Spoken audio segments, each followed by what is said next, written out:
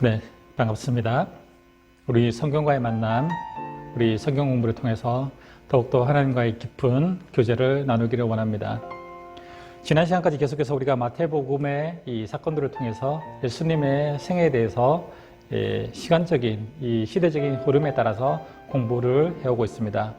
계속해서 우리 예수님의 이 마태복음, 마태가 쓴 이 마태복음을 중심으로 해서 예수님께서 이 일생 태어나신 때부터 이 십자가에 지시는 그 사건에 이르기까지 이 마태복음을 중심으로 살펴볼 텐데, 이 마태복음을 통해서 우리가 더욱더 이 예수 그리스도의 이 공생애를 통해서 우리를 얼마만큼 더 사랑하시는지를 우리가 살펴보는 귀한 시간이 되기를 원합니다. 오늘은 32번째 시간, 32번째 시간으로 이 십자가를 이야기하시다라는 제목으로 이 예수님께서 이제 십자가를 지시는 것을 바로 이제 제자들에게 말씀하시는 이 내용들이 나오는 오늘 십자가를 통해서 우리 예수님께서 우리에게 하시는 말씀들을 공부해 보도록 하겠습니다. 오늘 말씀은 이 마태복음 16장에서 20장까지 걸쳐서 나오는 내용입니다.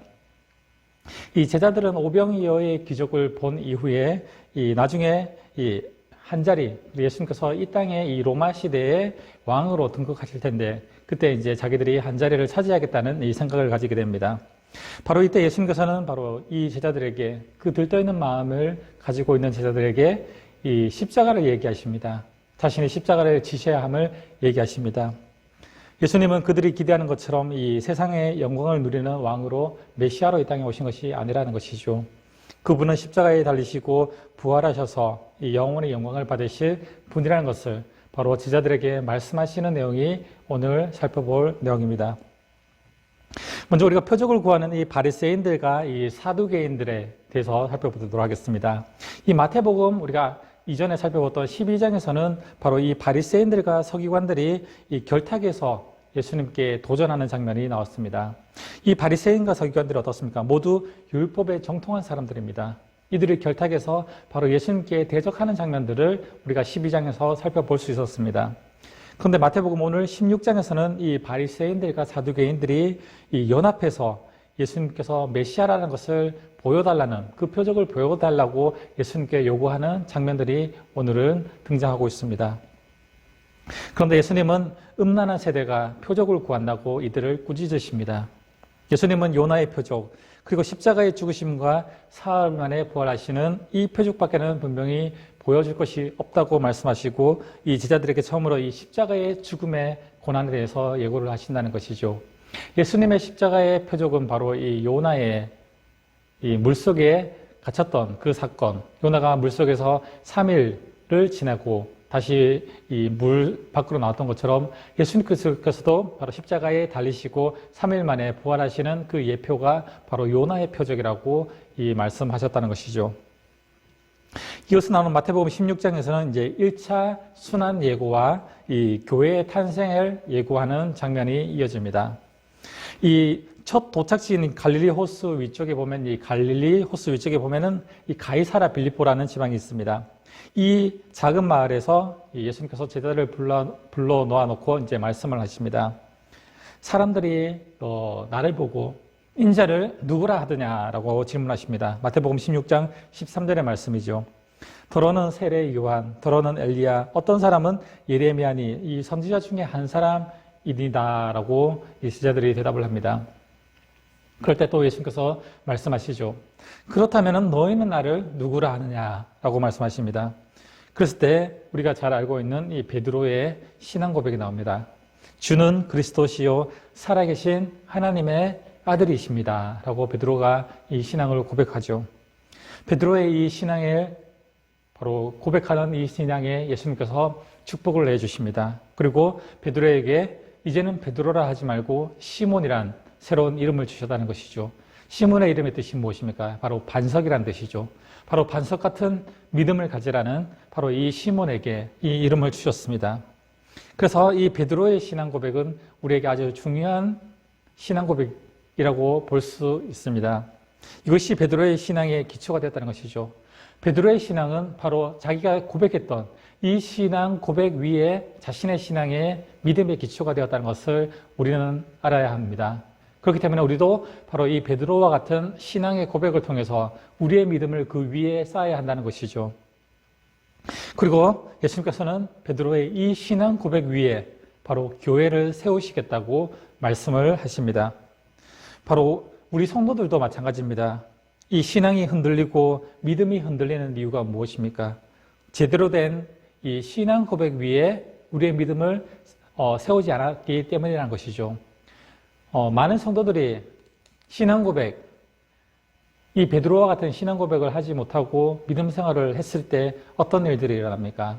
많은 사람들 중에 이 그리스도인들 중에서 이 교회의 믿음을 세우고 아니면은 교회 다니는 사람의 믿음을 세우고 아니면 어떤 목사님의 거기에 믿음을 세워서 자신의 믿음 생활을 하는 사람들을 보게 됩니다.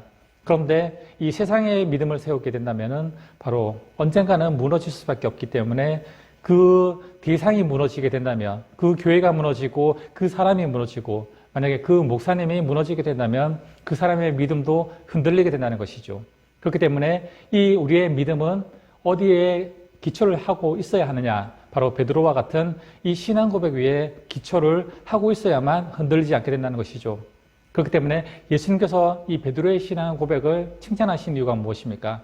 바로 주는 그리스도시요 살아계신 하나님의 아들이십니다라는 이 신앙 고백이 바로 흔들리지 않는 바로 신앙 고백이었다는 것입니다. 그렇기 때문에 우리 성도님들도 바로 이 신앙 고백 위에 주는 그리스도시요 살아계신 하나님의 아들이십니다 라는 이 신앙 고백 위에 우리의 믿음을 세워야 한다는 것이죠. 그럴 때 우리의 믿음이 어떠한 시련과 어떠한 고난이 있다 할지라도 흔들리지 않게 되는 바로 그 신앙 고백이 된다는 것입니다. 그 믿음이 된다는 것입니다. 베드로는 바로 이 반석이라는 이름을 주십니다. 이 반석 위에 예수님께서 이 반석 위에 교회를 세우시겠다라고 약속하십니다. 마태복음 16장 17절에서 18절의 말씀이시죠. 베드로의 이 신앙 고백 위에 예수님은 교회를 세우시겠다는 바로 그 말씀을 하십니다. 바로 이 베드로의 신앙 고백 위에 교회가 세워지면 이제부터 시작되는 그 교회가 이제는 흔들리지 않게 된다는 예수님께서 아셨기 때문에 바로 베드로의 이 신앙 고백 위에 교회를 세우시겠다고 약속하신 말씀이십니다. 그래서 우리 가톨릭에서 보면은 첫 번째 교황을 바로 이 베드로로 보고 있습니다. 왜냐하면 이 베드로로부터 교회가 시작되었기 때문에 예수님께서 말씀하신 이 축복의 말씀처럼 베드로의 이 신앙 고백 위에 이 교회가 처음 시작이 되었습니다. 그래서 가톨릭에서 보면은 이 베드로를 일대 교황으로 보고 있다는 것이죠. 그리고 베드로에게 놀라운 이 축복의 말씀을 이어서 하십니다. 마태복음 16장 19절의 말씀이 있습니다. 내가 천국 열쇠를 내게 주리니 내가 땅에서 무엇을 매면 하늘에서 매일 것이요 내가 땅에서 무엇이든지 풀면 하늘에서 풀리리라 라는 이 천국의 열쇠를 베드로에게 주셨습니다. 베드로가 예수님의 칭찬으로 우쭐에 있을 때 예수님은 이제 최초로 십자가를 지시게 될 것이라는 이 예고를 하십니다. 그러나 제자들은 그 사실을 깨닫지 못하죠. 이 다윗의 왕위가 예수님께 주어지면 나라를 영원히 하시겠다는 이 약속대로 유다가 회복되고 로마로부터 독립할 것이고 그렇게 되면 자기들이 한 자리를 차지할 것이라는 이 생각에 제자들은 가득 차 있었다는 것입니다. 12 제자들이 똑같이 그런 생각을 하고 이 대통령 선거의 유세를 따라다니는 이 사람들처럼 이 사람이 대통령이 되면은 자기들이 한 자리를 차지하는 것처럼 바로 이 12 제자들 역시 예수님께서 이 땅에 바로 로마 땅의 왕으로 등극하실 때를 기다리고 있었다는 것입니다. 그럴 때 자기들도 한 자리를 차지할 수 있을 것이라는 생각에 항상 마음이 들떠 있었다는 것이죠. 그래서 급기야 베드로는 이렇게 말합니다. 아니 조금 전까지 엄청난 일이 일어날 것처럼 얘기하시더니 주님께서 죽으신다고요? 그럴 수 없습니다. 라고 베드로는 예수님을 말리고 있습니다. 그럴 때 예수님께서 무엇으로 말씀하십니까? 바로 이 사탄아 내 뒤로 물러가라 라고 이 베드로를 야단치시죠. 베드로는 바로 지금까지 자신이 경험하고 배운 지식으로는 예수님께서 죽는 방법으로 이 세상을 구원하시겠다고 하시는 것이 바로 이해되지가 않았다는 것입니다. 그래서 자신이 목숨을 걸고 이 일을 맡겠다는 것입니다. 지금 베드로의 이런 모습을 보면은 우리 눈에는 오히려 예수님께 충성하고 예수님을 위해서 하는 일로 보일 수도 있습니다. 예수님이 죽으셔서 구원을 이루시고 예수님께서 죽으셔서 이 땅에 하나님의 나라를 세우시겠다는 이 일이 베드로의 이 세상적인 지식으로는, 자기의 이 지식으로는 이해되지 않았다는 것입니다. 그렇기 때문에 자기 생각으로는 예수님께서 죽으시면 안 되기 때문에 자기의 목숨을 걸고서라도 예수님의 죽음을 막겠다고 이렇게 예수님에게 말을 한다는 것이죠. 그랬을 때 예수님께서 이 베드로를 야단치시죠. 바로 하나님의 일은 네가 생각하는 그 모습대로 이루어지는 것이 아니다라고 말씀하시죠. 그래서 예수님께서 이 마태복음 16장 23절에 이 베드로에게 이렇게 말씀하십니다. 사탄아, 내 뒤로 물러가라. 너는 나를 넘어지게 하는도다. 내가 하나님의 일을 생각하지 않고 도리어 사람의 일을 생각하는도다 라고 예수님께서 말씀하십니다. 이 사람의 일이 무엇입니까? 사람의 일이 곧 나의 일, 나의 생각이라는 것이죠. 나의 생각이 바로 이 사람의 일입니다. 주님이 죽으시면 모든 소유를 버리고 예수님을 따라다녔던 바로 베드로와 12제자들. 이 제자들은 과연 나는 어떻게 되어야 하는가? 내 생각이 먼저 앞섰다는 것입니다. 그렇기 때문에 예수님께서는 죽으시면 안 되셨다는 것이죠. 베드로는 예수님의 말씀도 따르면서 이 세상의 법도 따르려 했던 것입니다. 왜 베드로는 이런 마음을 가졌던 것일까요? 베드로는 예수님을 믿기는 했지만 자신이 경험하고 배운 이 세상의 방법도 따르려고 했기 때문입니다. 우리가 예수님을 믿고 있지만 우리가 이 세상의 지식과 경험으로 예수님을 믿고 있지는 않은지 우리가 생각해 보기를 원합니다. 예수님을 믿고 예수님께 받은 이 하나님으로부터 축복을 받기 위해서는 분명히 하나님께서는 성경 말씀을 통해서 우리에게 말씀해 주셨는데 우리는 세상적인 지식, 세상적인 이런 의견들을 가지고 오히려 우리는 믿음 생활을 하고 있지는 않는지, 이 베드로와 같은 믿음이 우리에게는 있지 않는지 우리를 다시금 돌아봐야 한다는 말씀이 오늘 말씀입니다. 말씀이 내 생각과 내 경험과 맞으면 그것이 내게 은혜가 되는 말씀이고, 하나님의 말씀이 나에게 주어졌을 때 그 말씀이 내 세상적인 지식과 세상적인 이해가 되지 않는 이런 말씀이 내게 주어지면, 그렇죠, 오늘 베드로가 했던 행동들처럼 그것은 절대 아닙니다라고 내 생각과 내 경험으로 성경을 잣대로 재고 있지는 않은지, 우리의 신앙이 이 세상적인 지식에 우리의 믿음의 근거를 두고 있지는 않은지 생각해 봐야 할 것입니다. 이어서 나오는 마태복음 17장에는 예수님의 두 번째 2차 순환을 예고하는 장면들이 이어집니다. 먼저 예수님께서는 이 변화산에 올라가십니다. 이 변화산은 이 성경학자들마다 의견이 분분하지만은 이 갈릴리 호수 위쪽에 있는 헐몬산이라는 산이 있고, 그 갈릴리 호수 아래쪽 이 남서쪽 편에 있는 보면은 이 다볼산이라는 산이 있습니다. 그런데 대부분 이 갈릴리 호수 아래쪽에 있는 다볼산이 바로 변화산일 것이다 라고 추측을 하고 있습니다. 예수님이 산 위에 올라가셨을 때 얼굴과 옷에 이 하얀 빛이 빛나면서 예수님이 변화되었다. 그래서 이 변화산의 사건이라고 말씀하고 있죠. 이것은 기적이라기보다는 이 평소에 영광스러운 이 예수님의 얼굴. 그렇죠. 원래는 하나님의 아들이시기 때문에 예수님은 신이십니다. 그렇기 때문에 평소에 이 빛이 빛나고 광채가 나야 하는데 그것을 숨기는 것이 오히려 더 큰 능력이었다고 볼 수 있다는 것이죠. 원래의 모습대로 이 변화산에 올라갔을 때는 변화된 것이 아니라 예수님의 원래의 모습을 드러내셨던 것이죠. 그와 동시에 이 모세와 엘리야가 내려와서 예수님과 대화하는 장면을 제자들이 보게 됩니다. 모세는 율법을, 엘리야는 선지자를 뜻하는데, 율법과 선지자들은 이 메시아의 올 것을 예언했던 사람들이죠. 그래서 이 세 사람이 함께 했다는 것은 바로 메시아의 임재, 메시아께서 오셨다는 것을 말씀하시는 것입니다. 율법과 선지자들의 대표자인 이 모세와 엘리야가 예수님 옆에 서서 예수님이 그리스도이시며 살아계신 하나님의 아들이심을 바로 제자들에게 분명히 보이시는 사건이 바로 이 변화산의 사건이라고 볼 수 있습니다. 이때 베드로의 반응이 어떻습니까? 주여 우리가 여기가 좋사오니 만일 주께서 원하시면 내가 여기서 초막을 짓되 하나는 주님을 위해서, 하나는 모세를 위해서, 하나는 엘리야를 위해서 짓겠나이다 라고 이 마태복음 17장 4절에 말씀하고 있습니다.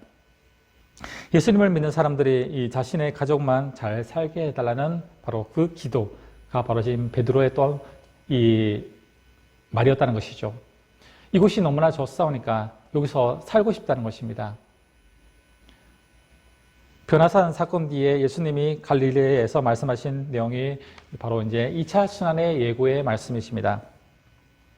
갈릴리에 모일 때 예수님께서 제자들에게 이제 인자가 장차 사람의 손에 넘겨져 죽임을 당하고 이 제3일에 살아나리라 하시니 제자들이 매우 근심하더라 라고 마태복음 17장 22절에서 23절 말씀하고 있습니다. 제자들도 이 베드로처럼 예수님께서 지금 이 로마 땅에서 왕으로 다스릴 것으로 생각했는데 예수님께서 죽으신다고 말씀하시니까 바로 자기들이 지금까지 예수님을 제대로 믿고 내가 믿고 따랐던 이 예수님을 정말 메시아라고 믿었는데 이렇게 죽으신다고 하니까 정말 이 예수님이 정말 메시아인지 의심이 되고 걱정도 되었다는 것이죠. 예수님을 믿을 때 힘든 일이 생기면 잘 믿고 있는지 의심이 생기게 된다는 것입니다. 우리의 믿음의 생활에서도 이런 제자들의 모습과 같은 모습들이 나타나고 있다는 것이죠. 우리가 믿음 생활을 할 때 하나님을 믿고 예수님을 믿을 때 우리의 삶에 형통하고 복이 있으면 정말 예수님을 잘 믿고 있다고 생각을 하지만 우리의 삶에 어려움과 고난과 힘든 일이 생기면 내가 정말 예수님을 잘 믿고 있는지, 내가 정말 믿음 생활을 잘하고 있는지 의심이 들기 시작한다는 것입니다. 왜 하나님을 믿는데 이런 일이 나에게 생기는가? 왜 하나님을 믿고 있는데 나에게 이런 어려움이 생기는가? 라고 하나님이 정말 살아계신지 의심이 들게 된다는 것이죠. 바로 이 제자들이 지금 그런 모습을 보이고 있다는 것입니다.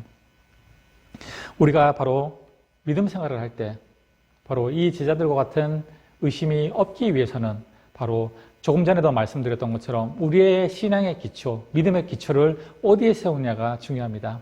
우리는 교회의 믿음을 세울 것인지, 아니면 교회 다니는 사람의 믿음을 세울 것인지, 아니면 어떤 인물의 믿음을 세워서 신앙생활을 할 것인지, 그것들은 다 무너질 수밖에 없는 것입니다. 그러나 이 베드로와 같은 신앙 고백, 주는 그리스도시요 살아계신 하나님의 아들이십니다 라는 이 신앙 고백 위에 우리의 신앙을 세운다면 우리의 신앙도 베드로처럼 흔들리지 않는 반석과 같은 믿음이 될 줄로 믿습니다.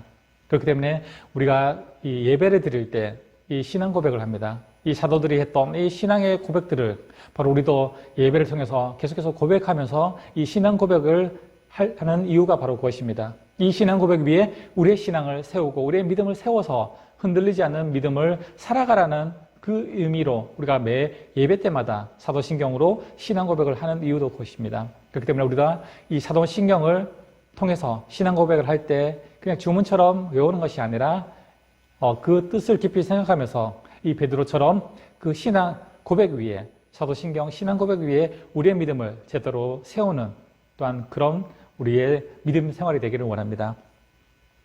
이어서 나오는 마태복음 17장 14절에서 21절까지 말씀은 이 간질병 환자를 고치시는 예수님의 이 모습을 보여주고 있습니다. 이 제자들과 함께 변화산에서 예수님께서 변화되시는 그 모습을 보고 이제 변화산에 이 산에서 내려오게 됩니다. 그럴 때 이 산에서 내려오는데 제자들이 이 간질병 환자를 만나게 됩니다. 그런데 제자들이 이 간질병 환자에게 기도를 합니다. 그런데 간질병 환자가 고쳐지지 않는 것이죠. 그래서 예수님께 질문합니다. 왜 예수님 우리는 어찌해서 이 간질병 환자가 가진 이 병을 쫓아내지 못하는 것입니까? 라고 마태복음 17장 19절에서 이 제자들이 말하고 있죠. 그랬을 때 예수님께서 말씀하십니다. 너희 믿음이 작은 까닭이니라. 진실로 너희에게 이르노니 만일 너희에게 믿음이 이 겨자씨 하나의 믿음, 이 작은 한 겨자씨 같은 믿음만 있더라도 바로 이 산을 명해서 저기로 옮겨지리라 해도 옮겨질 것이요 또 너희가 못할 것이 없으리라 라고 마태복음 17장 20절에 말씀하고 있습니다. 마가복음에서는 이 내용을 이렇게 말하고 있습니다. 기도 외에 다른 것으로 이런 종류가 나갈 수 없다라고 이 마가복음 9장 29절에서는 이 똑같은 사건을 이렇게 말하고 있습니다. 바로 겨자씨 하나일 만한 작은 믿음이 있어야만 바로 이런 기적을 일으킬 수 있다는 것이죠.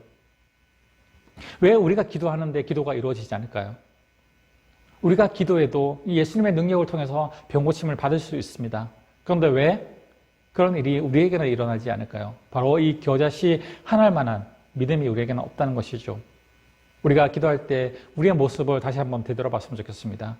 정말 우리가 기도하면서 그 일이 이루어질 것이라고 믿고 기도하고 있는지, 아니면 그 일이 설마 이루어지겠냐라고 생각하면서 기도하고 있지는 않은지, 우리의 모습을 다시 되돌아보면 왜 우리의 기도가 응답되지 않는지를 볼 수 있다는 것입니다. 예, 그렇다면 이 아들과 아버지의 이 간질병 환자를 이 귀신이 들려서 관절병 환자를 만들었던 이유를 오늘 이 사건을 통해서 우리가 한번 살펴봤으면 좋겠습니다. 왜 귀신은 이 아들에게 간질병이 들리게 해서 간질병으로 넘어지게 했을까요? 마태복음 17장 15절에서 보면은 그가 간질로 심히 고생하여 자주 불에도 넘어지고 물에도 넘어졌다라고 말씀하고 있습니다. 이 악한 사탄의 영이 이 아들에게 이 육신의 질병을 통해 이루고자 했던 것이 과연 무엇이었을까요? 불에도 넘어지게 하고 물에도 빠지겠다는 것은 이 아이의 인생을 파멸시키기를, 그리고 이 아이를 죽이기로 작정했다는 것입니다. 바로 사탄은 이 악한 영이 이 아이에게 간질병을 일으키겠다는 것은 이 아이를 파탄시키기로 작정했다는 것입니다. 이것이 바로 사탄의 궁극적인 목표라는 것이죠. 사탄이 왜 불신자들에게 탐욕과 중독, 쾌락과 음행을 빠지게 만듭니까? 잠깐 인생을 넘어뜨리게 하려고 하는 것이 아닙니다. 그것에 빠져서 영원한 지옥으로 빠뜨리기 위해서 그렇다는 것이죠. 이 세상적인 탐욕과 세상적인 이 중독, 쾌락, 거기에 빠져서 하나님을 믿지 못하고 예수 그리스도를 알지 못하게 해서 그들로 하여금 영원한 지옥에, 영원한 파멸로 이끌기 위해서 그들에게 이런 유혹을 준다는 것입니다. 사탄이 왜 성도들에게 영적인 나태함과 무기력함을 줄 것인가? 왜 신앙의 뜨거움을 주지 않는 것일까요? 이건 역시 마찬가지입니다. 잠깐 우리를 그리스도인들을 시험하기 위해서 이 신앙의 나태함을 주고 영적인 무기력함을 사탄이 집어넣는 것이 아닙니다. 이 일들을 통해서 잠깐의 시험이 아니라 그런 온전하지 않은 신앙을 통해서 이 영원한 하나님의 나라를 바라보지 못하게 하기 위해서 사탄은 계속해서 이 하나님을 믿는 성도들에게도 바로 이런 신앙의 이 시험을 준다는 것이죠. 이 시험은 우리를 잠깐 넘어뜨리려고 하는 것이 아닙니다. 그렇게 하려면 사탄에게 어떤 유익이 없습니다. 성도를 그냥 한순간에 넘어뜨린다는 것은 바로 사탄에게도 별 도움이 되지 않는 것이죠. 왜냐하면 한 번 넘어뜨려서 사탄이 무엇을 얻을 수 있습니까? 사탄이 이 성도들을 넘어뜨리려고 하는 이유는, 궁극적인 목표는 바로 성도들에게조차도 영원한 하나님의 나라를 바라보지 못하고 넘어뜨려서 유혹에 빠지게 해서 하나님과 멀어지게 해서 바로 우리 그리스도인들도 영원한 파멸에 빠지게 하기 위해서 바로 그리스도인들까지도 사탄은 유혹하고 있다는 것입니다. 사탄은 왜 성도들에게 돈과 명예, 이 자존심에 대해서 집착하게 만드는 것일까요? 잠깐의 유혹을 주기 위함일까요? 아니라는 것이죠. 그런 것에 매여서 영원한 하나님을 찾지 못하게 만들기 위해서 바로 이런 유혹을 준다는 것이죠. 바로 오늘 이 간질병 환자, 간질병을 걸리게 한 이유가 무엇입니까? 이 간질병이 걸려서 넘어지게 하려고 하는, 육신의 이 아픔을 주려고 하는 그 이유가 사탄의 목적이었을까요? 아니라는 것입니다. 이 일들을 통해서 하나님과 멀어지게 하려고 하는 계획이었다는 것이죠. 우리에게도 마찬가지입니다. 사탄이 유혹하고 넘어뜨리려고 하는 이유는 우리를 잠깐 시험해서 넘어뜨리려고 하는 목적이 아니라는 것입니다. 영원히 하나님과 멀어지게 만들려고 하고, 말씀과 멀어지게 만들려고 하고, 영원한 천국을 바라보지 못하게 우리의 신앙을 흔들어서 넘어뜨리게 하려고 하는 바로 그 궁극적인 목표인 것을 기억할 때 우리의 신앙을 더욱 붙잡기 위해서 우리는 힘써야 한다는 것입니다. 그러므로 성도들은 지금 우리 앞에 있는 이 잠깐의 유혹과 시험, 믿음 없이 세상 사람들처럼 살아가는 우리의 모습들, 이것을 결코 쉽게 생각해서는 안 된다는 것입니다. 이것을 깨달아야 합니다. 이 유혹이 우리의 믿음, 우리의 소유하고 있는 이 천국까지 빼앗아갈 수 있다는 것을 기억해야 한다는 것이죠. 그렇기 때문에 우리는 이 사탄의 매번의 유혹, 우리가 살아갈 때, 매일매일 살아갈 때 이 사탄의 유혹을 받게 된다는 것이죠. 그럴 때 한순간 넘어져서 잠깐 넘어지는 것이 사탄의 목적이 아니라는 것을 기억할 때, 우리는 그 유혹들이 닥쳐올 때 영원한 하나님의 나라, 천국을 잃어버리지 않도록 더욱더 우리의 신앙은 바로 이 사도신경, 신앙 고백 위에 바로 세워져야만 우리가 이런 믿음이 흔들리지 않게 된다는 것을 기억해야 합니다. 이어서 나오는 말씀은 마태복음 17장 24절에서 27절까지 말씀입니다. 이 예수님께서 성전세를 내시는 장면이 나옵니다.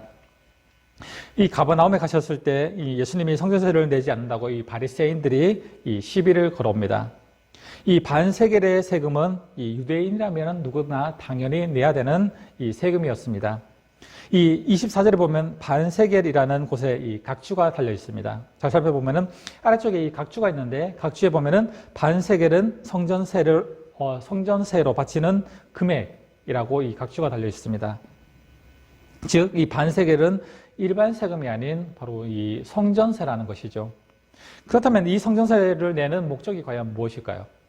이 출애굽기 30장 11절에서 12절에 보면은 바로 나옵니다. 이 여호와께서 모세에게 말씀하여 이르시되 내가 이스라엘 자손의 수요를 조사할 때 조사받은 각 사람은 그들의 계수를 할 때 자기의 생명을 속전을 여호와께 드릴지니 이는 그것을 계수할 때 그들 중에 질병이 없게 함이라.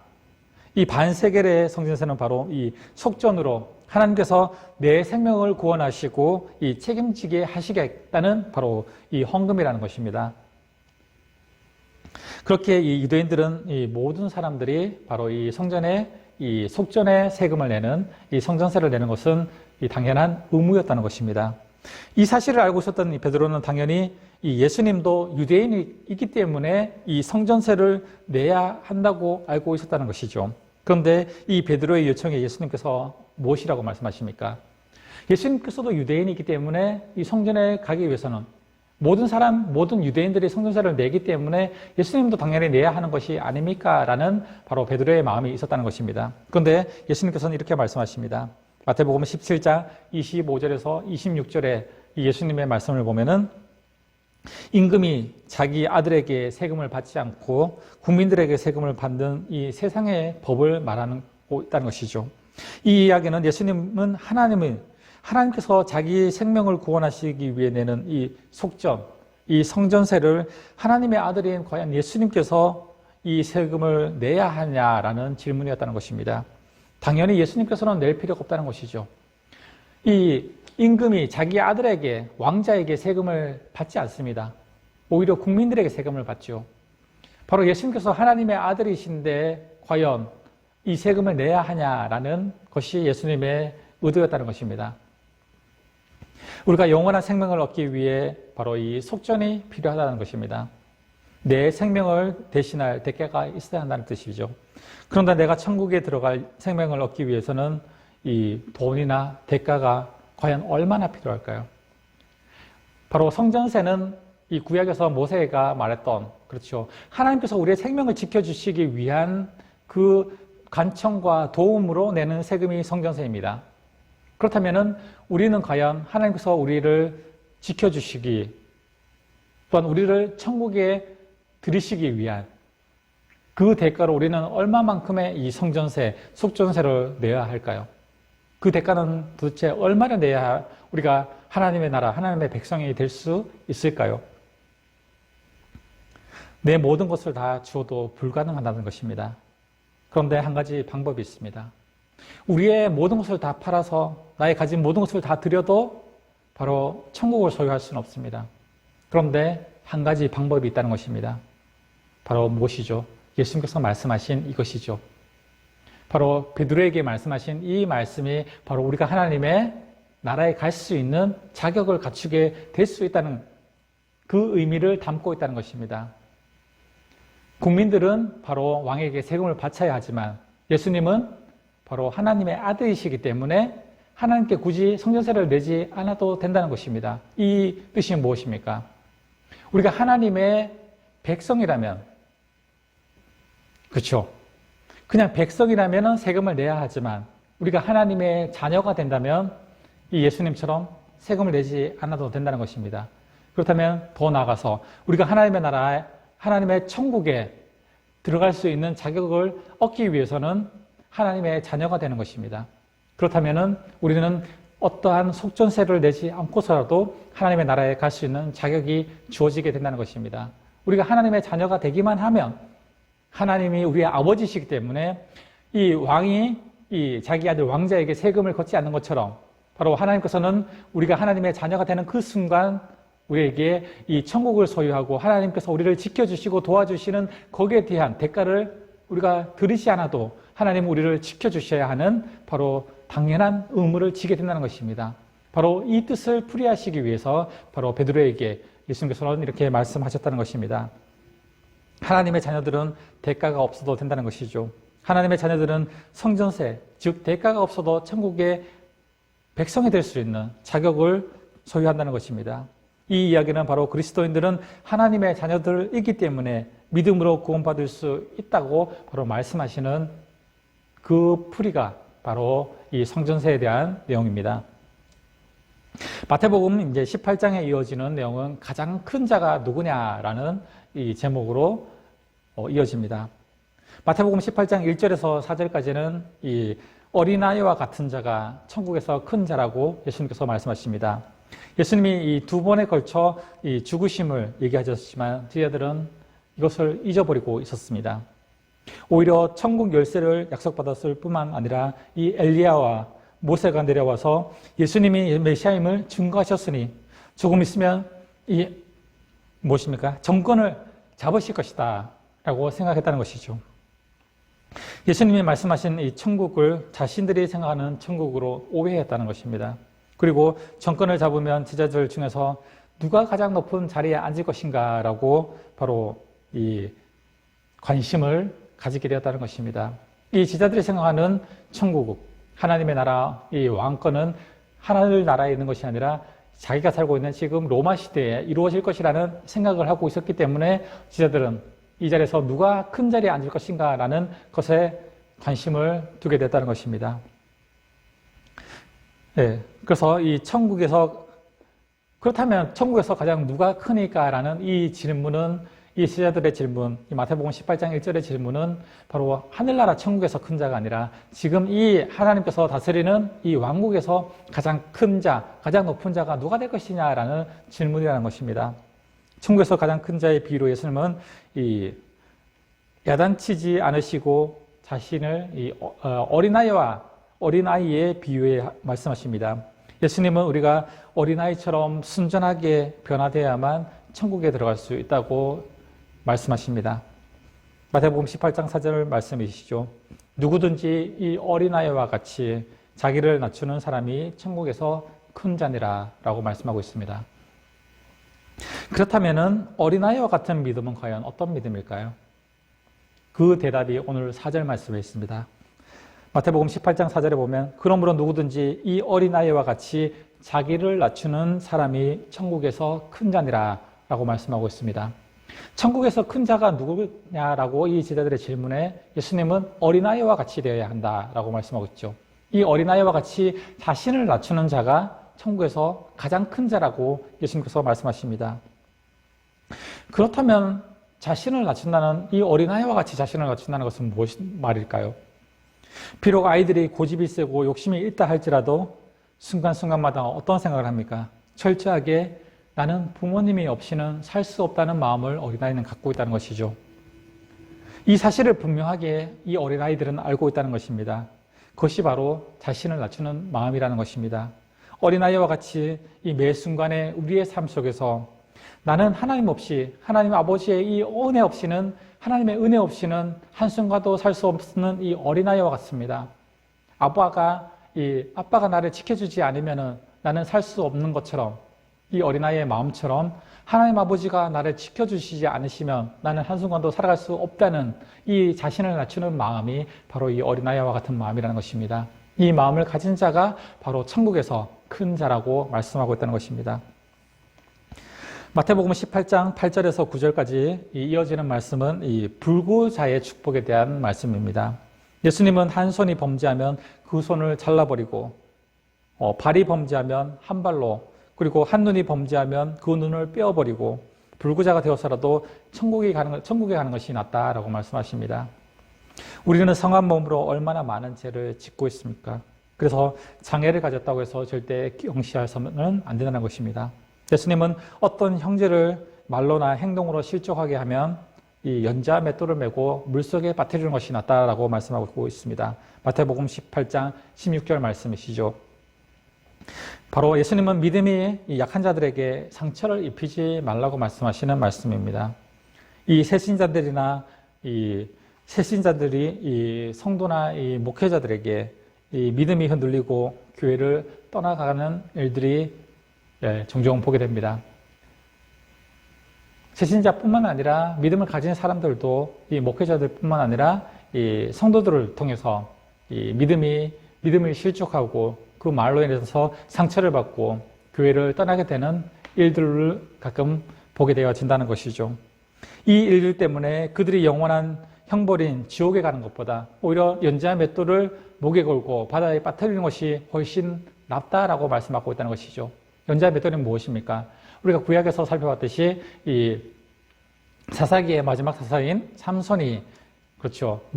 머리가 잘리고 이 블레셋 사람들에게 잡혀서 그 신전에서 돌렸던 것이 무엇입니까? 연자 맷돌이죠.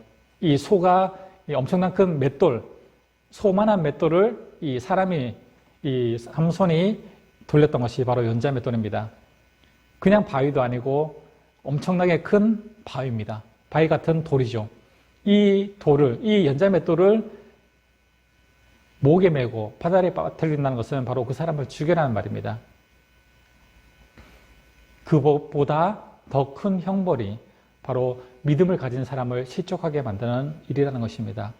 왜냐하면 그 사람을 그냥 연자 맷돌을 메우고 바다에 빠뜨리는 것은 그냥 그 사람의 육신을 죽이는 것이지만 그 사람을 실족해 하고 믿음을 떠나게 만드는 것은 바로 그 사람의 영원한 생명인 천국을 빼앗는 것이고 하나님의 나라의 백성의 자격을 빼앗는 것이기 때문에 차라리 그 사람의 육신의 생명을 죽이는 것이 그 사람을 실족해서 믿음을 떠나게 만드는 것보다 훨씬 더 가벼운 형벌이라는 것을 바로 이 비유를 통해서 말씀해 주고 있다는 것입니다. 그렇기 때문에 우리는 믿음이 연약한 자를 넘어뜨리고 이들을 실족하게 만드는 것이 얼마나 큰 형벌인 것을, 큰 잘못인 것을 깨달아야 한다는 것입니다. 그 사람의 육신을 죽이는 것보다 그 사람의 믿음을 실족해 만드는 것이 더 큰 잘못이고 죄라는 것을 바로 예수님께서 오늘 이 비유를 통해서 말씀해 주고 있다는 것입니다. 이어서는 마태복음 18장 15절에서 20절까지 말씀은 이 합심 기도의 능력에 대해서 말씀하고 있습니다. 예수님은 내 형제가 범죄하거든 먼저 둘 사이에 먼저 조용히 해결하라고 마태복음 18장 15절에 말씀하고 있습니다. 그 다음에는 두세 증인을 통해서 이야기하고 교회의 중재를 통해서도 듣지 않거든 교제를 끊으라고 말씀하고 있습니다. 그만큼 이 형제들 간 사이의 화합이 중요하다는 것입니다. 이 가족 형제가 아니라 우리 공동체 형제를 뜻하는 것입니다. 성도와 성도 간의 사이죠. 성도와 성도 간의 사이에서 화합하고 마음을 같이 하고 바로 이런 것이 바로 중요하다는 것을 말씀해 주고 있다는 것입니다. 형제는 서로의 약점을 보완해 주는 관계가 되어야 함을 강조하면서 두 사람이 합심해서 기도하면 또한 들어주겠다는 것입니다. 합심해서 기도하면 들어주겠다는 것. 두 사람의 이 화합이 그만큼 중요하다는 것이죠.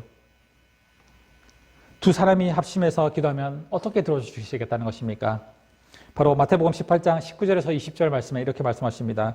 너희 중에 두 사람이 땅에서 합심해서 무엇이든지 구하면 하늘에 계신 내 아버지께서 그들을 위해서 이루게 하시리라. 두세 사람이 내 이름으로 모인 곳에든 나도 그들 중에 있느니라 라고 말씀하십니다. 두세 사람이 무엇입니까? 이 두세 사람은 굳이 인원을 꼽아서 말하는 것이 아니라 두세 사람은 바로 공동체의 시작이 두 사람, 이 사람부터 시작되는 것이죠. 한 사람은 공동체가 아닙니다. 두 사람부터 시작되는 이 두세 사람은 바로 최소한의 공동체의 단위라는 것입니다. 이 공동체가 합심해서 하나님께 기도하면 하나님께서 들어주시겠다는 것입니다. 그래서 우리 공동체도 바로 합심해서, 마음을 합심해서 같이 합심의 기도를 통해서 하나님께 기도하면 하나님께서는 바로 그 기도에 응답해 주시겠다는 약속이 바로 이 공동체 합심 기도의 중요성에 대해서 말씀해 주고 있는 말씀이십니다. 이어서 나오는 마태복음 18장 21절에서 35절까지 말씀은 이 용서의 중요성에 대해서 말씀하고 있습니다. 베드로는 예수님께 이렇게 말합니다. 주여, 형제가 내게 죄를 범하면 몇 번이나 용서하여 주리이까? 7번까지 하오리까? 라고 마태복음 18장 20절에 이렇게 말합니다. 베드로는 하나님이 범죄한 이 가인에게도 축복하시면서 가인을 죽이는 자는 벌을 7배나 받으리라 라는 이 창세기 4장 15절의 말씀을 바로 기억하면서 그렇다면 7번까지 용서해 줄까요? 라고 예수님께 질문한 것입니다. 이 예수님은 뭐라고 말씀하십니까? 마태복음 18장 22절에 7번뿐만 아니라 7번을 70번씩까지도 용서해 주라 라고 말씀해 주고 있습니다. 베드로는 당시 하나님의 법을 가장 잘 알고 있었던 유대인의 법, 그렇죠. 유대인 랍비들의 이 용서의 법을 먼저 자기가 생각했다는 것입니다. 유대인 랍비들은 이 3번까지 용서를 해줍니다. 그리고 4번째부터는 용서해 주지 말라고 유대인 랍비들은 가르칩니다. 왜냐하면 똑같은 4번의 죄를 범했다면 그 사람은 자신의 잘못에 대한 뉘우침이 전혀 없다는 것을 말하고 있다는 것이죠. 그러므로 3번까지 용서해 주는 것도 대단한 법이고 그 사람에 대해서 최고의 배려라는 것입니다. 그래서 베드로는 당시에 이 3번까지 용서하는 법보다 2배를 더 해서 그렇다면 7번까지 용서해 주면 됩니까? 예수님의 제자로서 성도로서 최선의 삶을 바로 이 7번까지 생각한 것입니다. 7번까지 용서해 주는 것이 우리가 가장 최선을 다하는 방법입니까? 라고 예수님께 질문하신 것이죠. 그러나 예수님의 대답은 완전히 다르다는 것입니다. 이 세상의 법으로는 내게 잘못한 사람을 3번까지 용서해 준다 할지라도 그것은 칭찬받고 대단한 일입니다. 그러나 예수님은 70번씩 7번, 즉 몇 번입니까? 490번이라도 용서해 주라는 것입니다. 그것은 하나님께서 우리를 얼마만큼 많이 용서를 하셨는지, 얼마만큼 많이 사랑하셨는지를 바로 생각하라는 것이죠. 그것은 하나님의 용서가 얼마만큼 큰지를 먼저 생각하라는 것입니다. 끊임없이 용서의 삶을 살아야 하는 이유에 대해서 말씀해 주고 있다는 것입니다. 우리가 나름대로 잘한다고 생각하고 용서의 삶을 살아도 비교할 수 없는 이 예수님의 사랑, 그 용서는 우리 세상적인 용서에 비교할 수 없다는 것이죠. 그렇기 때문에 내가 용서의 삶을 살아야 하는 이유는 내가 용서받은 사람이기 때문에 도저히 용서받을 수 없고 영원한 죄로 지옥에 갈 수밖에 없는 형벌을 받아야 할 죄임에도 불구하고 도저히 우리의 인생에 우리의 어떤 것을 주더라도 갚을 수 없는 바로 그 죄를 하나님으로부터 용서받았기 때문에 우리는 우리에게 작은 죄를 지은 우리 이웃에게, 형제들에게 바로 용서의 삶을 끊임없이 용서의 삶을 살아가라고 70번씩 7번, 그것은 숫자의 의미가 아니라 끝까지 용서해 주라는 의미로 바로 이 용서의 말씀을 하고 계신 것입니다. 바로 우리가 나름대로 잘하고 있다는 용서의 기준, 이 기준에 바로 높은 기준, 그것보다 훨씬 높은 기준을 예수님께서 제시한 것입니다. 내가 용서의 삶을 살아야 하는 것이 바로 용서받은 자로서 살아가고 있기 때문에 용서받지 못할 죄는 세상에 없다는 것입니다. 그래서 이런 비유를 또한 이어서 말씀하십니다. 1만 달란트 빚진 자의 비유에 대해서 말씀하고 있죠. 1만 달란트가 얼마입니까? 1만 달란트는 우리나라 돈으로 약 6조 정도 되는 돈이라고 합니다. 1만 달란트 빚진 자가 이 6조나 되는 돈을 과연 누가 갚을 수 있을까요? 6조의 돈을 평생 번다고 해도 갚을 수 없는 돈입니다. 그런데 자기에게 빚진 얼마입니까? 100데나리온 빚진 자를 용서하지 못하는 이 사람에 대해서 비유를 하십니다. 100데나리온은 우리나라 돈으로 약 1,000만 원 정도 되는 돈입니다. 자기가 6조 되는 엄청난 돈을 빌렸는데 이것을 갚지 못하니까 그것을 탕감해 줍니다. 그런데 자기에게 1,000만 원을 빌린 사람, 그 빌린 사람을 용서하지 못하고 그것을 갚지 않으면 내가 감옥에 집어넣을 것이라는 이 사람, 용서하지 못한 이 사람의 비유를 들면서 예수님은 말씀하고 있다는 것이죠. 우리가 하나님으로부터 이 6조나 되는 엄청난 큰 이 빚을 졌는데 하나님께서는 이것을 아무 조건 없이 탕감해 주었습니다. 그런데 우리는 살아가면서 우리에게 1,000만 원의 빚을 빈, 100데나리온 빚을 빈 사람들을 우리는 만나게 된다는 것이죠. 그런데 우리는 그 사람들을 용서하지 못합니다. 왜? 하나님이 나를 용서하신 그 용서의 삶을, 의미를 생각하지 않고 살아가고 있기 때문이라는 것이죠. 우리는 육전화되는 놀라운 갚을 수 없는 빚을 탕감받았지만 우리에게 1,000만 원을 빚을 진 사람에게는 그것을 갚으라고 하고 용서해 주지 못한다 하고 도저히 용서할 수 없다고 하고 갚지 않으면 감옥에 넣겠다고 하는 이 사람처럼 우리는 그런 믿음으로 용서의 삶을 살고 있지는 못하고 있지는 않은지 생각해 봐야 한다는 것이죠. 그렇기 때문에 예수님은 바로 7번씩 70번까지도 용서해 주라고, 너희는 용서받은 삶을 살고 있으니 용서의 삶을 당연히 살아가야 한다는 의미로 이 용서의 비유를 말씀해 주고 있다는 것입니다. 이어서 나오는 마태복음 19장 3절에서 12절까지 말씀은 이 결혼과 이혼, 독신 생활에 관해서 말씀하십니다. 예수님은 십자가를 지기 위해서 이제 갈릴리 지방을 떠나서 이 요단 동편을 거쳐서 유다 땅으로 내려가십니다. 그러면서 무리들을 이 질병을 하나하나 고쳐주십니다. 이때 바리새인들이 이 남자가 이혼하는 것이 율법에 맞는 일인지 예수님께 또 질문을 한다는 것이죠. 이 신명기 24장 1절에 보면은 사람이 아내를 맞이해서 데려온 후에 그에게 수치되는 일이 있음을 발견하고 그를 기뻐하지 아니하면 이혼 증서를 써서 그의 손에 주고 그를 자기 집으로 보낼 것이다 라고 이 모세 율법에 대해서 말씀하고 있다는 것이죠.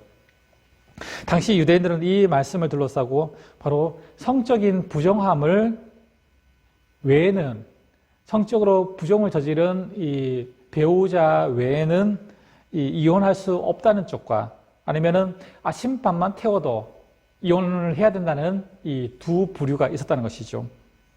그래서 이 성경을 해석하는데 이 성적으로 불륜을 저질렀을 때 이혼 증서를 써서 내보내는 것이 맞는지, 아니면은 이 여자로서 아침밥을 태워서 남편에게 제대로 된 밥상을 차려주지 않았을 때 이혼 증서를 써서 이혼을 해야 되는 것이 맞는지라고 이 의견이 많았는데 지금 이 시대에는 바로 이 후자 쪽이 많았다는 것입니다. 이 부인의 도리, 이 시대는 바로 이 여인들이 이 인간적인 대접을 받지 못했기 때문에 더 그랬을 수도 있습니다. 바로 아침밥만 태워도 너는 이혼감이야 라는 대부분의 이 사상이 이들에게 있었다는 것이죠. 바로 아침밥만 태워도 수치스러운 것이기 때문에 바로 용납할 수 없다는 쪽이 더 많았다는 것입니다. 이들은 예수님이 어느 쪽을 지지하든 곤란한 상황에 있을 것이라는 것을 알고 바로 이런 질문을 했다는 것입니다. 예수님은 이혼 문제가 아닌 이 본질적인 결혼 문제로 바로 이들을 관심을 돌립니다.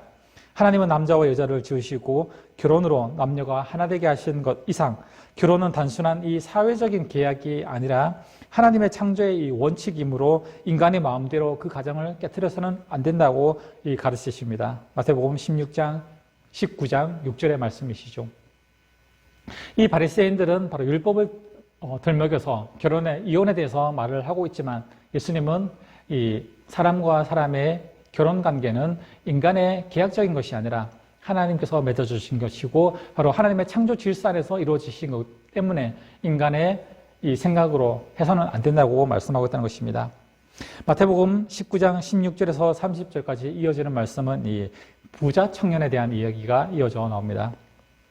어떤 부자 청년이 예수님께 선생님이여 무슨 선한 일을 하여야 과연 영생을 얻을 수 있습니까? 라고 이 마태복음 19장 16절에 묻자 예수님은 이 청년에게 말합니다. 계명을 지켜라 라고 말하고 있죠. 그런데 이르되 어느 계명이오니까 라고 하니까 예수님께서 살인하지 말라, 간음하지 말라, 도둑질하지 말라, 거짓 증거하지 말라, 내 부모를 공경하라, 내 이웃을 내 자신과 같이 사랑하라고 하신 것이니라 라고 이 십계명에 대해서 예수님께서 말씀하십니다. 이 십계명을 지키면 영생을 얻을 수 있다라고 말씀하신 것이죠. 바로 이 구약에서는 이 십계명을 지키고 이 구약의 율법을 지키면 이 유대인들은 구원받고 천국에 갈 수 있다고 믿었기 때문에 바로 유대인으로서는 바로 적당한 질문이 대답이었습니다. 바로 십계명을 다 지키면 천국에 갈 수 있다는 것이죠. 그런데 이 부자 청년이 말합니다. 이 모든 것을 내가 지켰사온데 아직도 무엇이 부족합니까? 라고 말하고 있죠. 내가 온전하고자 한데 가서 내 소유를 다 팔아서 가난한 자들에게 주라. 그리하면 하늘의 보화가 내게 있으리라. 그리고 와서 나를 따르라. 라고 예수님께서 또한 이어서 이 부자 청년에게 말씀하십니다. 그런데 마태복음 19장 22절에 이렇게 나오고 있습니다. 그 청년이 재물이 많으므로 이 말씀을 듣고 근심하며 가니라. 부자 청년은 십계명을 다 지켰다고 했지만 재산을 나누어 주라는 이 예수님의 말씀에 순종할 수가 없었습니다. 부자 청년이 돌아가자 예수님이 이 제자들에게 말씀하십니다. 내가 진실로 너에게 이르노니 부자는 천국에 들어가기가 얼마나 어려울까. 다시 너에게 말하노니 낙타가 바늘 귀에 들어가는 것이 부자가 하늘나라에 들어가는 것보다 쉽다라고 말씀하고 있습니다. 여기서 생각해 볼 문제는 무엇일까요? 나는 과연 영생, 천국을 얻는 방법을 제대로 알고 있냐라는 것이죠. 그것을 우리는 확인해 봐야 합니다. 마태복음 19장 16절에 보면은 어떤 사람이 주께 와서 이르되 선생님이여 내가 무슨 선한 일을 하여야 영생을 얻으리까라고 이 부자 청년이 말하고 있습니다. 이 청년은 내가 무엇을 노력해야만, 무엇을 어떻게 노력해야만 하나님의 나라, 천국을 소유할 수 있냐라는 질문이죠. 예수님은 이 부자 청년과 대화할 때 영생, 즉 천국은 우리의 노력으로는 불가능하다는 것을 보여주고 있다는 것입니다. 인간의 구원은 오직 예수님의 십자가, 하나님의 은혜가 아니고서는 불가능하다는 것을 말씀해주고 있다는 것이죠. 과연 이 부자 청년은 자신이 가진 이 재물, 그것을 다 팔아서라도 천국에 가고 싶다라는 생각을 가지고 있었겠지만은 이것으로도 안 된다는 것입니다. 바로 어떤 물질, 어떤 대가로 천국을 소유하는 것이 아니라는 것을 바로 이 부자 청년에게 말씀해 주고 있는 것인데 이 부자 청년은 자신이 가진 재물로 근심하고 돌아갔다고 말씀하고 있다는 것이죠. 그렇다면 우리가 생각해 볼 문제는 우리는 과연 천국에 갈 확신을 가지고 있냐라는 것입니다. 19장 22절에 보면은 그 청년이 재물이 많으므로 이 말씀을 듣고 예수님의 말씀을 듣고 근심하며 돌아갔다라고 말씀하고 있습니다. 예수님께서 영생, 천국을 얻을 방법에 대해서 들었다면 이 청년은 내 소유를 팔아서 가난한 자들에게 주면 하늘의 보화가 있을 것이다 라는 이 예수님의 분명한 대답을 들었음에도 불구하고 그는 근심하며 돌아갔다라고 말씀하고 있다는 것이죠. 결국 이 부자 청년은 영생, 천국을 얻는 방법을 알게 되었지만 그것을 선택하지는 않았다는 것입니다. 우리도 오늘 이 사건에서 우리가 생각해 볼 문제가 이것입니다. 우리가 이 시간까지 예수님의 십자가, 복음, 구원의 진리에 대해서 수도 없이 말씀을 통해서 들었습니다. 그러나 우리도 마치 이 부자 청년처럼 예배를 드리고 설교를 들을 때마다 천국에 갈 믿음의 가치를 생각하지만 과연 나는 그 천국의 소망과 믿음을 더 소중하게 여기면서 세상의 것들을 점점 더 포기하지 못하면서 살고 있지는 않은지, 근심의 얼굴빛으로 우리의 교회 문을 서고 있지는 않은지 우리의 삶을 되돌아 봐야 한다는 것이죠. 바로 이 부자 청년은 자신이 가진 재물로 근심하며 돌아갔다는 것이죠. 바로 우리 믿음의 성도들도 하나님을 믿고 하나님의 이 천국을 소유할 수 있는 이 방법을 말씀을 통해서 들었음에도 불구하고 우리는 이 부자 청년처럼 우리의 삶이 근심하고 있지는 않은지 우리의 믿음의 삶을 돌아봤으면 좋겠습니다. 세상 것을 놓지 못하고 이 세상의 것들을 더 쫓아가고 그것을 위해서 더 발버둥치고 하나님의 말씀보다 세상의 것들을 위해서 그것을 더 소중하게 여기면서 쫓아가고 있는 우리의 인생은 아닌지, 이 부자 청년과 같이 근심하면서 세상의 것들을 놓지 못하고 있지는 않은지, 우리의 믿음이 이런 근심 속에 있지는 않는지 생각해 봐야 한다는 것입니다. 이어서 나오는 마태복음 20장 말씀은 예수님께서 이제 세 번째 3차 순환을 예고하시는 장면이 이어집니다. 이 처음 된 자와 나중 된 자를 이 마태복음 20장 1절에서 16절까지의 말씀을 통해서 처음 된 자가 나중 된 자, 처음 된 자가 나중 되고 나중 된 자가 처음 되는 이 비유에 대해서 예수님께서 말씀하십니다. 이 비유를 이제 포도원 일꾼의 품삯에 대해서 이 품삯을 통해서 비유를 통해서 예수님께서 말씀하십니다. 이 비유는 어떤 말씀이십니까? 어떤 포도원 주인이 아침 일찍부터 이제 인력 시장에 가서 이제 일당 한 데나리온을 주기로 약속하고 일꾼을 데려와서 일을 시킵니다. 그리고 점심때와 저녁때 무렵에도 일꾼을 데려와서 일을 시킵니다. 이 성경 말씀에서 보면은 이 3시, 6시, 9시, 11시에 바로 이제 인력 시장에 가서 일꾼을 사서 포도원에 일꾼을 들여보내는 장면이 나옵니다. 이 이스라엘의 시간은 우리 시간과는 다르죠. 그래서 이스라엘의 시간에 6시간을 더하면 우리 시간이 됩니다. 그래서 이 3시라고 말하는 것은 이제 9시, 아침 9시고, 그리고 6시는 12시, 그리고 9시는 우리 오후 3시, 그리고 이 11시는 우리나라 시간으로 오후 5시를 말하는 것입니다. 이제 일이 끝나자 이제 주인이 이제 아침에 불러온 사람부터 이제 품삯을 주기 시작합니다. 그리고 한 사람 한 사람 품삯을 저녁에 온 사람까지도 이제 품삯을 주는데, 이 품삯을 불러서 품삯을 주는데, 이 저녁 때 나중에 온 사람에게 먼저 품삯을 주죠. 약속된 일당이 얼마입니까? 한 데나리온이죠. 이 이제 저녁 5시에 온 사람에게 일당 한 데나리온을 주니까 이 아침 일찍 온 사람이 자기는 더 많이 받을 것이라는 생각이 부풀려져 있다는 것입니다. 그런데 자기도 똑같이 한 데나리온을 받았다는 것입니다. 그리고 불평하죠. 왜 늦게 온 사람과 우리는 아침 9시부터 일을 했는데 왜 똑같은 품삯을 주냐라고 주인에게 불평을 합니다. 주인이 대답하죠. 마태복음 20장 13절에서 16절 말씀입니다. 친구여, 내가 내게 잘못한 것이 없느라 내가 나와 한 데나리온을 약속하지 아니하였느냐? 내 것이나 가지고 가라. 나중에 온 이 사람에게 너와 같이 주는 것이 내 뜻이다 라고 말하고 있습니다. 내 것을 가지고 내 뜻대로 할 것이 아니냐? 내가 선함으로 네가 악하다 하느냐? 이와 같이 나중된 자로서 먼저 되고 먼저 된 자로서 나중되리라 라는 말씀이 이어집니다.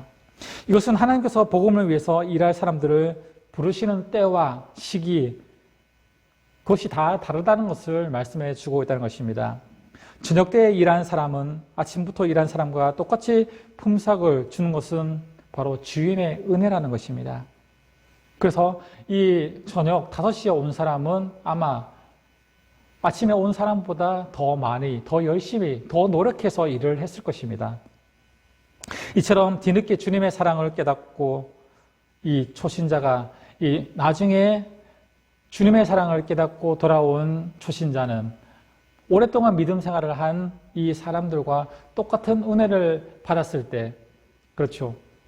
어릴 때부터 예수님을 믿고 모태신앙이고 수십 년을 믿었는데 나중에 예수님을 믿은 사람과 똑같은 은혜를 받으면 그 사람들이 불평하게 된다는 바로 그 비유라는 것입니다.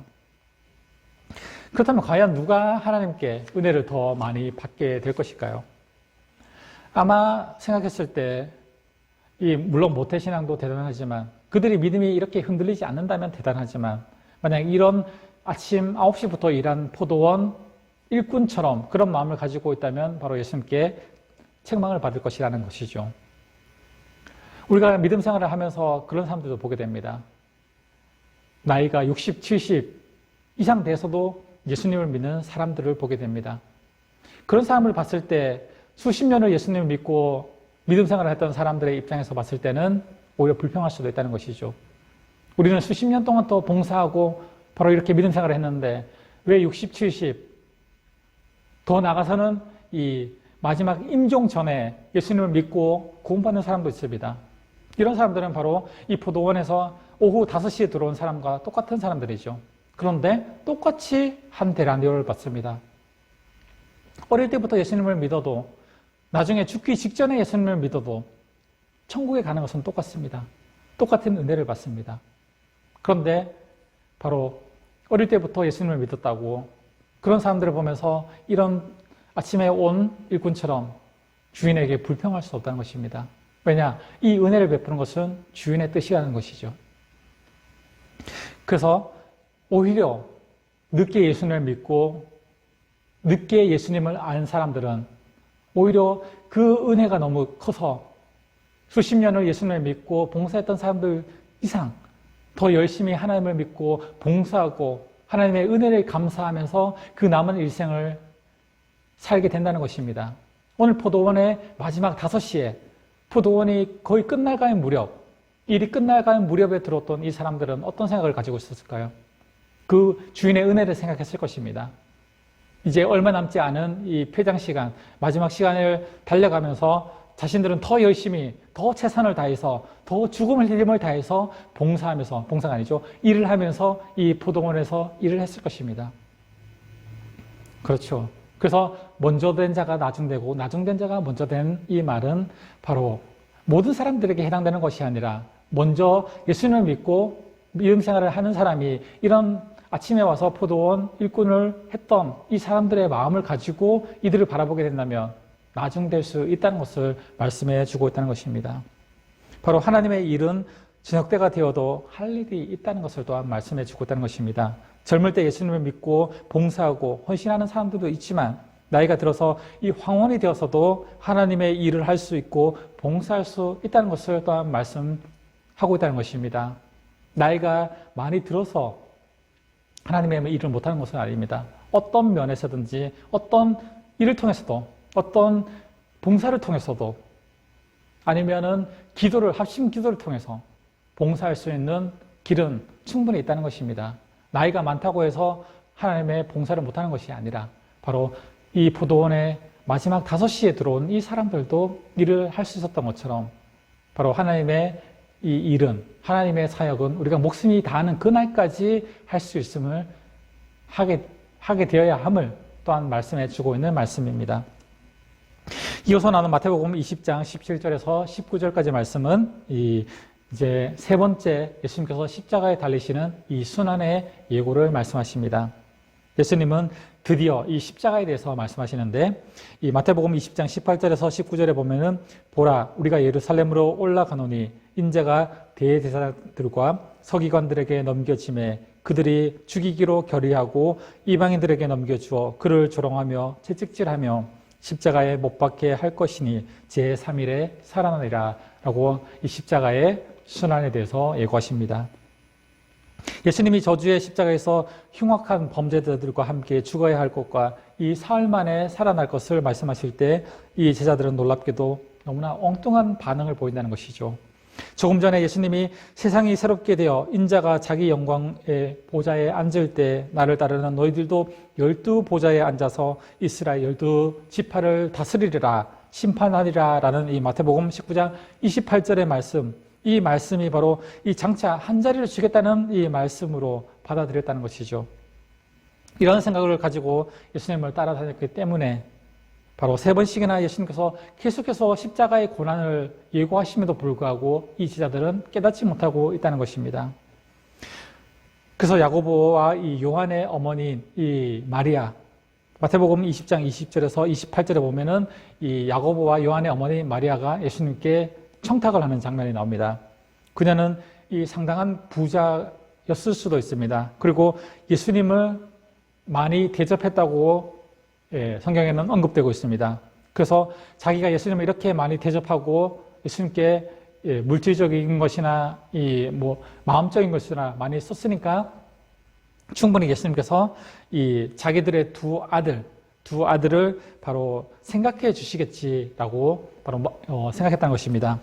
그래서 이 마리아의 치맛바람, 이 치맛바람을 등에 입고 이 두 아들의 손을 야고보와 요한의 손을 잡고 예수님께 이 마리아는 갑니다. 그래서 이 주변에 다른 제자들이 둘러 앉아 있음에도 불구하고 이렇게 말합니다. 이 나의 두 아들을 주의 나라에서 하나는 주의 우편에 하나는 주의 좌편에 앉게 하소서라고 이 예수님께 청탁을 하는 것이죠. 바로 지금까지도 이 12 제자뿐만 아니라 이 이 야고보와 요한의 어머니 마리아까지도 바로 예수님께서 이 로마 땅에 왕으로 등극할 것을 생각했다는 것입니다. 그래서 나중에 왕으로 등극할 때 내 아들 하나는 예수님의 좌편에, 하나는 우편에 앉게 해달라. 네, 우리나라 예전에 이 왕의 이 직급으로 보면 하나는 좌의정으로, 하나는 우의정으로 세워달라는 것이죠. 그런데 예수님은 이렇게 말합니다. 너희는 너희가 구하는 것을 알지 못하는도다.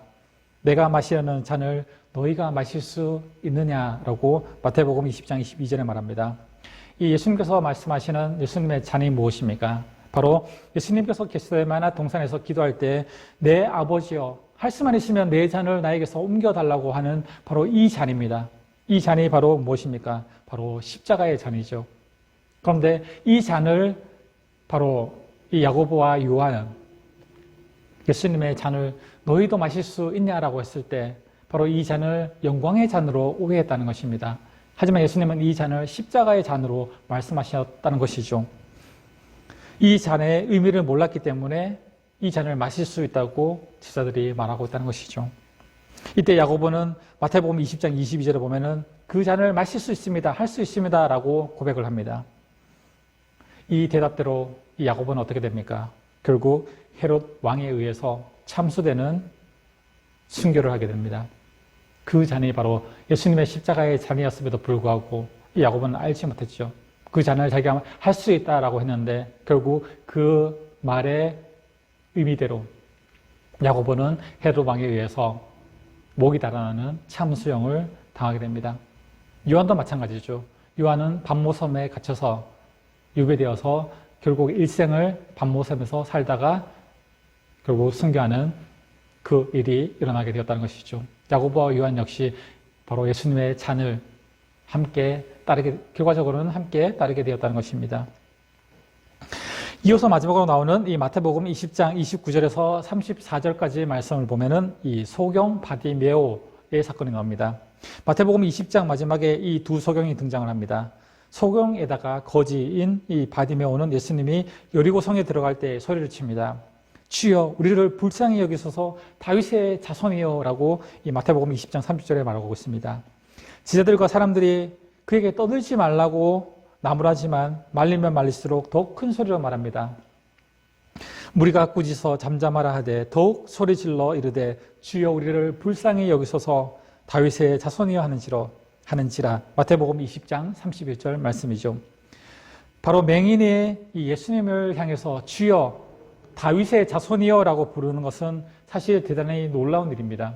왜냐하면 다윗의 자손이여 라고 부르는 것은 그냥 선생님이여 라고 부르는 랍비여 부르란 이 의미보다 더 큰 것이기 때문입니다. 다윗의 자손이여 라는 것은 바로 이 유대인에게는 다윗의 자손이라는 것은 바로 메시아로 오실 다윗의 자손, 예루살렘의 왕으로 오실 다윗의 자손이라는 의미가 포함되어 있기 때문에 이 예수님에게 다윗의 자손이여 라고 부르는 이 의미는 당신은 메시아이십니다. 하나님께서 예비하신 하나님의 아들이십니다. 라고 고백하는 것이죠. 이것은 바로 이 말을 들었으면 이 다른 유대인들에게 돌에 맞아서 그렇죠. 어떻게 예수님을 하나님의 아들이라고 부를 수 있냐. 신성모독이라고 하면서 이들에게 돌에 쳐서 이들을 죽일 수 있는 바로 그런 고난까지 있기 때문에 이들은 목숨을 걸고 예수님을 다윗의 자손이여라고 불렀다는 것입니다. 당시에 바로 이 로마 황제 외에는 주님이라고 부를 수 없었습니다. 바로 이것은 반역이라는 것이죠. 다윗의 자손이라는 단어는 바로 메시아, 하나님의 아들이라는 의미였기 때문에 이 단어를 잘못 사용하면 바로 조금 전에 말씀드렸던 것처럼 신성모독죄에 걸릴 수 있다는 것입니다. 자신에게 주어진 이 기회가 마지막 기회일 수도 있다는 바로 이 소경들은 자신의 목숨을 걸고 예수님을 뒤따르게 되었습니다. 기회가 있을 때 바로 온전한 예배의 자리에 은혜 받을 수 있는 자리, 믿음의 자리, 그것은 항상 기회가 있는 것이 아닙니다. 이 소경 바디메오에게 찾아왔던 기회는 바로 이 예수님께서 지나가시면 다시는 못 만날 수도 있을 수도 있다는 것을 자신이 알았기 때문에 이 기회가 아니면 예수님을 잡을 수 없을 수도 있다는 것을 알기 때문에 목숨을 다해서 자기가 죽을 수도 있는 이 신성모독죄로 잡힐 수도 있는 이 목숨이 달아날 수도 있음에도 불구하고 예수님께 부르짖었다는 것입니다. 우리들의 삶도 이런 소경 바디메오처럼 우리가 우리의 기회는 항상 있는 것이 아닙니다. 우리가 하나님의 말씀을 공부할 수 있는 자리, 우리가 예배를 통해서 하나님의 은혜를 받을 수 있는 자리, 우리가 믿음을 가질 수 있는 이 자리는 우리에게 항상 주어지는 기회가 아닐 수도 있다는 것을 기억해야 합니다. 우리의 인생은 누구도 알 수 없다는 것이죠. 그렇기 때문에 우리는 우리에게 기회가 있을 때, 우리에게 기회가 주어졌을 때 최선을 다해서 그 기회를 잡아야 함을 말씀해 주고 있다는 것입니다. 우리가 성경과의 만남, 이 공부를 통해서 계속해서 우리가 이 성경을 공부하는 이유가 무엇입니까? 이 기회도 어쩌면은 다시 오지 않을 수 있는 기회가 될 수도 있기 때문에 바로 이 성경과의 만남을 통해서 하나님의 말씀을 더욱더 공부하는 이유일 것입니다. 이뿐만 아니라 우리가 예배의 자리도 하나님의 그 말씀을 듣는 은혜의 자리도 우리에게 주어졌을 때 이 소경 바디메오처럼 그 마지막 기회인 줄로 믿고 우리가 끝까지 그 기회를 놓치지 않고 잡을 수 있는 은혜를 또한 누릴 수 있기를 원합니다.